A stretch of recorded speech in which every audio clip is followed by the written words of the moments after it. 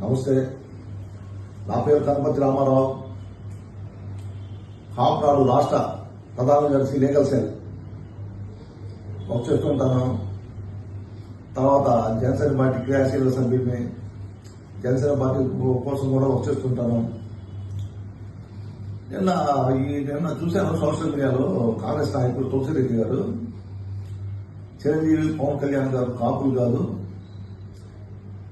వాళ్ళు తెలగా, ఈ విషయాన్ని ఒక వారం రోజులు పైలో తీసుకెళ్తే వాళ్ళ పని ఇది అయిపోద్ది అని చెప్పేసి ఒక సోషల్ మీడియాలో చూశాను. తులసిరెడ్డి గారు, మీ మిత్రుడు రాజశేఖర రెడ్డి గారు చెప్పారా మీకు కాపు, తెలగ, బలిజ, ఒంటరి అనే కులాలన్నీ ఒకటేను, ప్రాంతాలను బట్టి వాళ్ళని అలా చూసుకుంటా ఉంటారు అని చెప్పలేదా? దీనికి అత్యంత ఆప్తుడు జగన్మోహన్ రెడ్డి తండ్రి గారైన రాజశేఖర రెడ్డి గారు. ఎందుకండి చిరంజీవి గారికి ఏమో పవన్ కళ్యాణ్ గారికి కులాలు అంటకడతారు మీరు? చిరంజీవి గారు ఒక కాపు కులం వాళ్ళే చూస్తారా చిరంజీవి గారి సినిమా? అన్ని అందరూ కాపు కులం వాళ్ళే చూస్తే ఆయన మెగాస్టార్ అయ్యాడా? పవన్ కళ్యాణ్ గారి సినిమా కాపు కులం చూస్తేనే ఆయన పవర్ స్టార్ అయ్యాడా?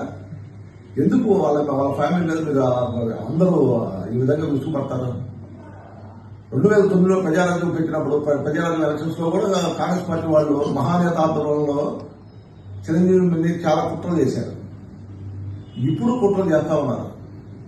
ఈ కాపుని విడదీసి పవన్ కళ్యాణ్ దూరంగా చేయాలని చెప్పేసి చాలా వైఎస్ఆర్సీపీ వాళ్ళు చాలా విశ్వ ప్రయత్నం చేస్తున్నారు. కానీ ఈ టైంలో కుదరదు. మీకు ఎంత విశ్వ ప్రయత్నం చేసినా 2029 వరకు కుదరదు. 2029 తర్వాత ఏమైనా ప్రయత్నించుకోండి. సో ఇలాంటి ప్రయత్నాన్ని మానేసేసి కాపు కులం నుంచి ఫస్ట్ పవన్ కళ్యాణ్ వెళ్తే మనం గెలుస్తాము. గెలవాలంటే కులం కూడా చూడరు, అభివృద్ధి చూస్తారు. రాష్ట్రంలో అభివృద్ధి చూస్తారు, ఎవరు బాగా అభివృద్ధి చేశారని చూస్తారు.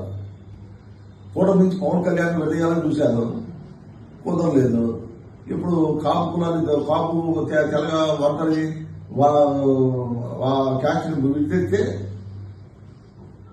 పవన్ కళ్యాణ్ జిల్లాకి కూటమి పడే ఓట్లు తగ్గిపోతాయి, అప్పుడు గెలవచ్చు అని చెప్పేసి మా కాపు టైగర్ని బలి చేశారు.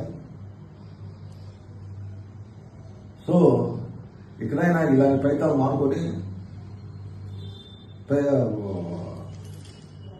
ప్రభుత్వంతో విమర్శలు, ప్రభుత్వం మీద విమర్శలు